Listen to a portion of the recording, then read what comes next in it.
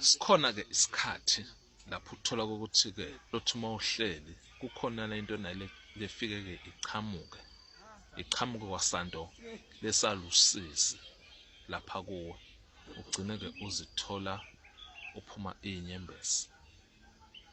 Lapho isuke lento yenziwa imimoya lesuke ke ikhuluma inesikhalazo thize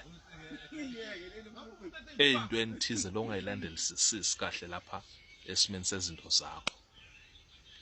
Bese siba khona ke lesigaba lapho kuthola ukuthi ke lento lena akusasiyo imimoya, emehlo akho ayakhala. Kunabantu abafaka izibuko lamhla okungamele ngabe bafaka izibuko, kodwa kukhona into lekugula leyakheka gcine yayibulala iso, noma ke uthola ukuthi leliso liyakhala likhihliza into lengazuthi istaptap.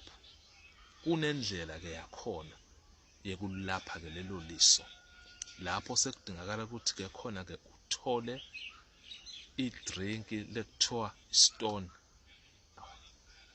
Lamakhambi lawa uyawahlanganisa uwabilise bese siwahlanganisa nestone, so uzimboza ngento uhogelisa lamehlo.